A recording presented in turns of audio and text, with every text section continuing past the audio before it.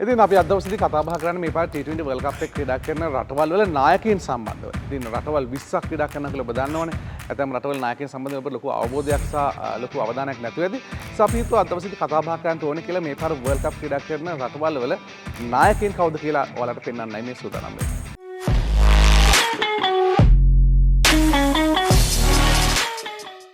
ඉතින් නැමිබියා කණ්ඩායමේ නායකත්වය දරන්නේ මේ පාර ජෙරඩ් එරස්මස් ක්‍රීඩකයා. ඉතින් ඔහු සෑහෙන කාලයක් නැමිබියා කණ්ඩායමේ ක්‍රීඩා කළා. ඉතින් වර්තමාන වර්ල්ඩ් කප් එකේදී නැමිබියා කණ්ඩායමට ඔහු තමයි නායකත්වය ලබා දෙන්නේ. ඒ වගේම මේ පාර නෙදර්ලන්ත කණ්ඩායමේ නායකයා කවුද? නෙදර්ලන්ත කණ්ඩායමේ නායකත්වය ලබා දෙන්නේ ස්කොට් එඩ්වර්ඩ්ස්. ඔහු තමයි මේ පාර වර්ල්ඩ් කප් එකේදී නෙදර්ලන්ත කණ්ඩායමේ නායකත්වය අරගෙන ඒ වගකීම් බාර ගන්න සූදානම්ින් ඉන්නේ. ඉතින් මේ පාර වර්ල්ඩ් කප් ක්‍රීඩා කරන ප්‍රබලම රටක් තමයි ඕස්ට්‍රේලියානු කණ්ඩායම කියලා කියන්නේ. ඔස්ට්‍රේලියාවට නායකත්වය ලබා දෙන්නේ කවුද? මේ පාර වර්ල්ඩ් කප් එකේ ඔස්ට්‍රේලියාව නායකත්වය දරන්නේ මිචෙල් මාෂ්. සෑහෙන අත්දැකීම් බහුල ක්‍රීඩකයෙක්. ඉතින් ක්‍රිකට් පරම්පරාව ගැන ක්‍රීඩකයෙක්. ඔබ දන්නවා. ඔහුගේ පරම්පරාවම ක්‍රිකට් ක්‍රීඩකයෙක්. ඉතින් මිචෙල් මාෂ් තමයි මේ පාර ඔස්ට්‍රේලියානු කණ්ඩායමට නායකත්වය ලබා දෙන්නේ. ඉතින් මේ පාර ශ්‍රී ලංකාවට නායකත්වය ලබා දෙන්නේ දසුන් ශානක. ඉතින් දසුන්ට කලින් නායකත්වය දැරුවා. ඊනන්තුරු නායකත්වය අහිමි වුණා. චරිත අසලංග නායකත්වයට ආවා. මේ චරිත එක තමයි අපි මේ වර්ල්ඩ් කප් එක යනවා කියලා කිව්වේ. අන්තිමට චරිත ඉවත් වුණා. ආයෙත් දසුන් ලම්බලා තියෙනවා. කොහොම නමුත් අවසානයේ මේ පාර දසුන් ශානකගේ නායකත්වයත් එක තමයි ශ්‍රී ලංකාව වර්ල්ඩ් කප් ක්‍රීඩා කරන්නේ. ඉතින් දසුන් කියන්නේ T20 සඳහාම ස්පෙෂලිස්ට් බැට්ස්මන් කෙනෙක්. ඒ වගේම හොඳ ඕල් රවුන්ඩර් කෙනෙක්. ඒකට ගොඩාක් වෙනස්කම් කරන්න පුළුවන් එකපාර තරගයක්. ඒ නිසා ලංකාවේ පැවැත්වෙන්නේ. ඉතින් ඔබට මතක නම් අර ඕස්ට්‍රේලියාවට පල්ලෙකලදී ගහපු මැච් එකේම. ඉතින් ඒ වගේ ආයිසරයක් ගැහුවොත් දසුන්ගේ කැප්ටන්සිය යටතේ ඔහු පිටකරුවෙක් විදියට ලංකාවට ලොකු වෙනසක් කරන්න පුළුවන් මේ පාර වර්ල්ඩ් කප් එකේ. ඒ නිසා අනික තමයි දසුන් ඉතා හොඳ නායකයෙක්. ක්‍රීඩකයන් හැමෝම එකමුතුව තියාගන්න හැකියාවක් තියෙන ක්‍රීඩකයෙක්. ඒ නිසා ඔහුගේ මේ විශේෂ ගුණාංගات එක්ක ඔහුට පුළුවන්කමක් තිබ්බොත් මේ පාර වර්ල්ඩ් කප් එකේදී කිසියම් වෙනසක් කරන්නට ශ්‍රී ලංකාවට ආයෙත් වතාවක් වර්ල්ඩ් කප් එකක බලාපොරොත්තුවක් තියාගන්න පුළුවන්. 2014 අපි ජයග්‍රහණය කළා ලසිත් මාලිංගගේ නායකත්වය යටතේ. ඉතින් මේ පාර 2020 අවුරුද්දේදී දසුන් ශානකගේ නායකත්වයත් එක්ක තමයි ශ්‍රී ලංකාව ක්‍රීඩා කරන්න. අපි බලමු දසුන්ට පුළුවන්කමක් තිබේවිද ශ්‍රී ලංකාවට මේ පාර වර්ල්ඩ් කප් එකේ. මේ පාර වර්ල්ඩ් කප් එකේ සිම්බාබ්වේ කණ්ඩායමේ නායකයා කවුද? බොහොම අත්දැකීම් බහුල T20 පිටියේ වර්ණවත් වෙන පිටකරුවෙක් තමයි ඒ සිකන්දර් රාස කියලා කියන්නේ. මම හිතන්නේ පිටකරුවෙක් පමණක් නෙමෙයි දක්ෂ තුන්විරාව ක්‍රීඩකයෙක් කියන්නත් පුළුවන්. සිකන්දර් තමයි මේ සිම්බාබ්වේ ක්‍රිකට් සම්පූර්ණ වෙනස් කරපු ක්‍රීඩකයෙක් කියලා කියන්නත් පුළුවන්. ඔහුගේ නායකත්වය යටතේ ඔහු විශාල පිබිදීමක් ඇති කළා කියන්න පුළුවන් සිම්බාබ්වේ දේශයේ. එනවා සිකන්දර් රාස තමයි මේ පාර සිම්බාබ්වේ කණ්ඩායම වෙනුවෙන් නායකත්වය දරන්නේ වර්ල්ඩ් කප් එකට. මේ පාර අයර්ලන්ත කණ්ඩායමත් ක්‍රීඩා කරනවා වර්ල්ඩ් කප් එකට. අයර්ලන්ත කණ්ඩායමේ නායකත්වය ලබා දෙන්නේ පෝල් ස්ටර්ලින්. ඉතින් ඔහුත් සෑහෙන දක්ෂ ක්‍රීඩකයෙක්. අයර්ලන්ත වෙනුවෙන් විශාල තරඟ ප්‍රමාණයක් ක්‍රීඩා කරලා තියෙනවා. ඉතින් බලමු ඔහුගේ නායකත්වය කොතරම් සුබවාදී වේවිද කියලා මේ පාර අයර්ලන්ත කණ්ඩායමට. ජටින්දර් සිං තමයි මේ පාර ඕමාන් කණ්ඩායමේ නායකත්වය ලබා දෙන්නේ. ඉතින් ඕමානයත් මේ පාර වර්ල්ඩ් කප් එක ගැන බලාපොරොත්තු තියාගෙන රටක්. ඔහු සෑහෙන සිං දකිනවා කිසියම් පෙරලියක් කරන්න ඕන කියලා මේ පාර වර්ල්ඩ් කප් එකේදී අපි බලමු. ඉතින් ජටින්දර් සිංගේ නායකත්වය තු ඕමාන කණ්ඩායමට කිසියම් පෙරලියක් කරන්න අවස්ථාවක් තිබේද කියලා මේ පාර T20 වර්ල්ඩ් කප් එකේදී ඔහු තමයි මේ පාර ඕමාන් කණ්ඩායමට නායකත්වය ලබා දෙන්නේ. සුපිරි එංගලන්ත කණ්ඩායමට නායකත්වය ලබා දෙනවා හැරි බ්‍රූක්. ඉතින් මම හිතන්නේ පහුගිය කාල වකවානුවේ එංගලන්තයේ වෙනුවෙන් විශේෂ දක්ෂතාවයක් දක්වපු පිටුවර තමයි හැරි බ්‍රූක් කියලා කියන්නේ. ඉතින් ඔහු පිටකරෙකු විදිහට අතිශය සාර්ථකයි. ඒ නිසා තමයි එංගලන්ත ක්‍රිකට් බලධාරීන් තීරණය කළා තියෙන ඔහු කෙරෙහි විශ්වාස තබන්නේ මේ පාර වර්ල්ඩ් කප් එකේදී. ඔහුගේ නායකත්වය යටතේ මේ පාර එංගලන්තයට වර්ල්ඩ් කප් එක ගෙන්න පුළුවන් වෙයි කියලා තමයි උන් විශ්වාස කරන්නේ. අපි බලමු කොතරම් දුරක් හැරි බ්‍රූක්ගේ නායකත්වය යටතේ මේ පාර එංගලන්තයට යන්න පුළුවන් වෙයිද කියලා. මේ පාර වර්ල්ඩ් කප් එක ජයග්‍රහණය කරයි කියලා වැඩි දිනක් බලාපොරොත්තු වෙන රටක් තමයි ඉන්දියා කණ්ඩායම කියලා කියන්නේ. ඉතින් ඉන්දියා කණ්ඩායම මේ අවුරුද්ද නායකත්වය ලබා දෙන්නේ සූර්ය කුමාර යාදව්. ඉතින් සූර්යගේ නායකත්වයත් එක්ක ඉන්දියා කණ්ඩායම ලොකු පිබිදීමක් ඇතිලා තියෙනවා කියලා කියන්න පුළුවන්. මේ පාර වර්ල්ඩ් කප් එකට කොහොම නමුත් ඉන්දියා සංචිතය දිහා බැලුවට පස්සේ බොහොම තරුණ කණ්ඩායමක් තමයි ඉන්නේ. හැබැයි මේ තරුණ කණ්ඩායමත් එක්ක සූර්යා පහුගිය අවුරුද්දක එකමාරක් කාලය තුල ගොඩාක් වැඩ කරලා තියෙනවා. ගොඩක් පර්ෆෝමන්ස් කරලා තියෙනවා. ඉතින් ඒ නිසාම ඉන්දියාවේ ප්‍රේක්ෂකයන් තුල ලොකු විශ්වාසයක් ඇති වෙලා තියෙනවා. මේ පාර සූර්ය කුමාර යාදව්ට ඔහුගේ නායකත්වයත් එක්ක ඉන්දියා කණ්ඩායමට මේ අවුරුද්ද ලොකු කුසලානේ ජයග්‍රහණය කරන්න අවස්ථාවක් ලැබෙයි කියලා. අපි බලමු මොකද්ද වෙන්නේ කියලා. මේ වසරේ T20 වර්ල්ඩ් කප් එකේ ස්කොට්ලන්ත කණ්ඩායම නායකත්වය ලබා දෙන රිචි බෙනින්ටන්. ඉතින් ස්කොට්ලන්ත කණ්ඩායම කියලා කියන්නේ බොහොම වාසනාවන්ත කණ්ඩායමක්. බංග්ලාදේශ කණ්ඩායම මේ පාර වර්ල්ඩ් කප් එක ප්‍රතික්ෂේප කිරීමත් එක්ක තමයි ස්කොට්ලන්තයට අවස්ථාවක් ලැබෙන්නේ මේ පාර වර්ල්ඩ් කප් එක ශ්‍රී ලංකාවට. ඉතින් රිචි බෙනින්ටන්ගේ නායකත්වයත් එක්ක මේ පාර ස්කොට්ලන්ත කණ්ඩායමට කොච්චර දුර ගමනක් කරන්න පුළුවන්කමක් තියෙයිද? කුමක් හෝ පෙරලියක් කරයිද? නේපාල කණ්ඩායමත් මේ පාර වර්ල්ඩ් කප් එකට ක්‍රීඩා කරනවා. ඉතින් නේපාල කණ්ඩායමේ නායකත්වය ලබා දෙන්නේ රෝහිත් පෞඩිල්. ඔහු තමයි මේ පාර නේපාලේ වෙනුවෙන් වගකීම් බාරගෙන තිබෙන්නේ වර්ල්ඩ් කප් එකේදී නායකත්වයේ වගකීම සහ ඔටුන්න. ඉතින් යෝන් කණ්ඩායමක් නේපාල කණ්ඩායම කියලා කියන්නේ. තමත් ඉතින් ක්‍රිකට් පිටියේ ප්‍රබල කණ්ඩායමක් නොවේ. නමුත් ඉතින් උන් උත්සාහ කරන කොහොමකරි හරි පෙරලියක් කළා මේ පාර වර්ල්ඩ් කප් එකේදී මුළු ලෝකෙම අවධානය තමන්ගේ පැත්තට හරව ගන්න.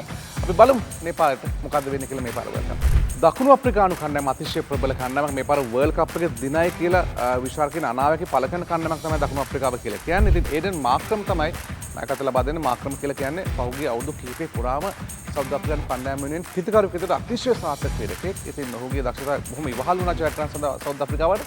ඉතින් මාක්‍රම් තමයි මේ පාර වර්ල්ඩ් කප් එකේදී දකුණු අප්‍රිකානු කණ්ඩායම වෙනුවෙන් නායකත්වයේ උතුම් අරගෙන දකුණු අප්‍රිකාව මෙහෙවන්න බලාගෙන ඉන්නේ. ඒ වගේම තමයි සුපිරි නවසීලන්ත කණ්ඩායම අමතක කරන්න බෑ මේ පාර වර්ල්ඩ් කප් එකේදී. ඔහුනොත් සෑහෙන බලාපොරොත්තු සහගත කණ්ඩායමක්. මිචෙල් සැට්නර් තමයි මේ පාර නායකත්වය ලබා දෙන්නේ නවසීලන්ත කණ්ඩායමට.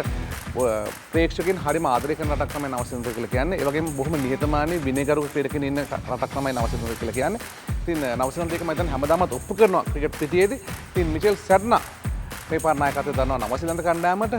බලමු සැට්නර්ගේ නායකත්වයේ යටතේ නවසීලන්තයට මේ පාර වර්ල්ඩ් කප් එක ගන්න පුළුවන් වේද කියලා. අසල්වාසී ඇෆ්ගනිස්තාන කණ්ඩායමත් අතිශය ප්‍රබලයි මේ පාර වර්ල්ඩ් කප් එක ක්‍රීඩා කරන රෂීද් ખાન තමයි මේ පාර නායකත්වය ලබා දෙන්නේ ඇෆ්ගනිස්තාන කණ්ඩායමට. රෂීද් ખાන් කියලා කියන්නේ T20 තරඟ සඳහාම ස්පෙෂලිස්ට් ක්‍රීඩකෙක්. ලෝක වටේම යන ඔහු T20 මැචස් ගහන ෆ්‍රැන්චයිස් ක්‍රිකට් ගහන නිසා අත්දැකීම් පැත්තෙන් ගත්තොත් රෂීද් ખાන් තියෙන අත්දැකීම් ප්‍රමාණය ඉතාමත් ඉහළයි. T20 තරඟ විශාල ප්‍රමාණයක් ඔහු ක්‍රීඩා කරලා තියෙනවා. විශේෂයෙන්ම ලෝක වටේම ගිහින් මැචස් ගහන ඉඳලා. ඉතින් මේ අත්දැකීම් එක රෂීද් ખાන් ඇෆ්ගනිස්තාන කණ්ඩායමට නායකත්වය ලබා දෙන්නේ මේ පාර වර්ල්ඩ් කප් එකේදී. කොච්චරම් දුරක් ඔහුට පුළුවන්කමක් තිබේවිද මේ පාර ඇෆ්ගනිස්තාන කණ්ඩායම නායකත්වය ඔහුගේ නායකත්වයට ක්‍රීඩා කරන්න. ඉතින් තාමත් වර්ල්ඩ් කප් එකක් ජයග්‍රහණය කළා නැහැ ඇෆ්ගනිස්තාන කණ්ඩායම. යන උන් ගොඩක් බලාපොරොත්තු වෙන විශේෂම ආසියානු උත්තරේ පැවැත්වෙන මේ වර්ල්ඩ් කප් එක. ඉතින් රෂීද් ખાන්ගේ නායකත්වයත් එක්ක ඇෆ්ගනිස්තාන කණ්ඩායමට මේ පාර වර්ල්ඩ් කප් එක ගන්න පුළුවන් වෙයිද?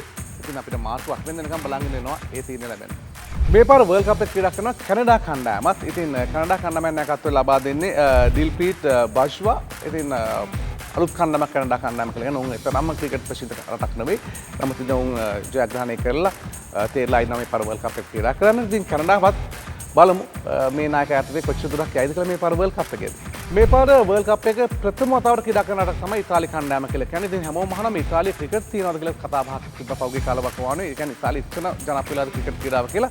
ෆස්ට් ටයිම් තමයි ඉතාලි මේ පාර වර්ල්ඩ් කප් එකක් ක්‍රීඩා කරන්නේ. ඉතින් ඉතාලි කණ්ඩායමෙන් මේ පාර නායකත්වය ලබා දෙන්නේ වයිනි මැට්සින් තමයි මේ පාර නායකත්වය ලබා දෙන්නේ ඉතාලි කණ්ඩායමට. ඉතින් වයිනිගේ නායකත්වයත් එක්ක තමයි ඉතාලිය ප්‍රථම වතාවට මේ පාර වර්ල්ඩ් කප් එකක් ක්‍රීඩා කරන්නේ. අපි බලමු ඉතාලි කණ්ඩායම ඉරන්නම කොහොමද විසඳෙන්නේ කියලා මේ පාර වර්ල්ඩ් කප් එක. ගෙවුණු වර්ල්ඩ් කප් එකේදී මහා පෙරලියක් කරපු රටක් තමයි ඇමරිකාව කියලා කියන්නේ. ඉතින් ඇමරිකාව බලාපොරොත්තු නොවුණු විප්ලවයක් කරා ගිය පාර වර්ල්ඩ් කප් එකේදී ඉතින් මොනාක් පටේල් තමයි ඇමරිකානු කණ්ඩායම නායකත්වය ලබා දෙන්නේ. ඔහු ඉන්දිය සම්භවයක් තිබෙන ක්‍රීඩකෙක්.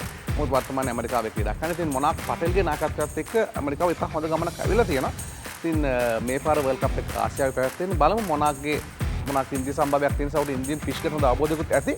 ඉතින් කොහොමද අපි බලමු ඇමරිකාව මොනාක් පටේල්ගේ නායකත්වයත් එක්ක මේ පාරත් ඒ ගිය අවුරුද්දේ වගේ පෙරලියක් කරයිද කියලා. වර්ල්ඩ් කප් ගැන කතා බහ කරද්දී ඉතින් බටර් ඉන්දිය කොදුවන් අමතක කරන්නම බෑ. ඔවුන් වර්ල්ඩ් කප් විශාල ප්‍රමාණයක් ජයග්‍රහණය කරපු රටක්. ඉතින් වර්තමානයේ ෂයි හොප් තමයි වෙස්ට් ඉන්ඩීස් කණ්ඩායමට කැප්ටන්කම කරන්නේ, කැප්ටන්සික දරන්නේ. ඉතින් ෂයි හොප්ගේ නායකත්වයත් එක්ක කිසියම් එකමුතු බවක් ඇති වෙලා තියෙනවා වෙස්ට් ඉන්ඩීස් ටීම් එකේ. සෑහෙන අත්දැකීම් බෝල දක්ෂ පුද්ගලෙක් ෂයි හොප් කියලා කියන්නේ. ඉතින් ෂයි හොප්ගේ නායකත්වයත් එක්ක බටර් ඉන්දිය කොදුව කණ්ඩායමට හැකියාවක් ලැබෙවිද අයිති වතාවක් වර්ල්ඩ් කප් එකක් තමන්ගේ අතට ගන්නට සහ තමන්ගේ රටට අරගෙන යන්න. බලමු මොකක්ද වෙන්නේ. ඒ වගේම මේ පාර වර්ල්ඩ් කප් ක්‍රීඩා කරනවා එක්සත් අරාබි එමිරාජ්‍ය කණ්ඩායම. ඉතින් ඔවුන්ට නායකත්වය ලබා දෙන්නේ මොහමඩ් වසීම්. ඉතින් මොහමඩ් වසීම්ගේ නායකත්වයත් එක්ක තමයි මේ පාර UAE ඉතින් නැත්නම් එක්සත් අරාබි එමිරාජ්‍ය කණ්ඩායම ක්‍රීඩා කරන්නේ. ඉතින් ඔවුන් කිසියම් දක්ෂ කණ්ඩායමක් ඇතැම් අවස්ථාවල අපි දැක තියෙනවා සෑහෙන තර්ජනයක් කෙල්ල කරන ප්‍රබල රටවල් වලට. අපි බලමු UAE කොතරම් අභියෝගයක් කෙල්ල කරයිද කියලා මේ පාර වර්ල්ඩ් කප්. ඒ වගේම මේ පාර වර්ල්ඩ් කප් ක්‍රීඩා කරන අපේ අසල්වාසී රටක් තමයි පාකිස්තානය කියලා කියන්නේ. සල්මන් අලි ආගා ක්‍රීඩා කරනවා සහ නායකත්වය ලබා දෙනවා පාකිස්තානු කණ්ඩායමට. ඔහුගේ නායකත්වයත් එක්ක මම හිතන්නේ අලුත් පිබිදීමක් ඇති වෙලා තියෙනවා පාකිස්තාන T20 තරඟ රටාව තුළ. ඉතින් බොහොම සාර්ථක නායකයෙක්. ඔහු ශ්‍රී ලංකාවට එදේව තරඟාවලිය ජයග්‍රහණය කළා පාකිස්තානයේදී. ඉතින් හොඳ සාර්ථක නායකයෙක්. ඒ වගේම දක්ෂ පිටිකරුවෙක් වේගෙන් ක්‍රීඩා කරනවා. ඉතින් සල්මන් අලි ආගාගේ නායකත්වයත් එක්ක පාකිස්තානයේ මේ පාර වර්ල්ඩ් කප් එක ගන්න පුළුවන්ද? ඉතින් අපි අද දවසේදී කතා බහ කළේ මේ පාර T20 වර්ල්ඩ් කප් එක ක්‍රීඩා කරන රටවල් වල නායකයන් සම්බන්ධව. ඉතින් මේ නායකයන් 20 දෙනා අතරින් එක්කෙනෙක්ට පමණයි අවස්ථාවක් තියෙන්නේ මේ පාර වර්ල්ඩ් කප් එක තමන්ගේ රටට අරගෙන යන්න. කවුද මේ පාර වර්ල්ඩ් කප් එක අරන් යන ඒ වාසනාවන්ත සහ දක්ෂ නායකයා? මාර්තු මාසේ 8 වෙනිදා තමයි අපිට බලන්න පුළුවන්කමක් තිබෙන්නේ මේ නායකයන් අතරින් කාගේ අතටද වර්ල්ඩ් කප් එක 2020 අවුරුද්දේ ලැබෙන්නේ කියලා.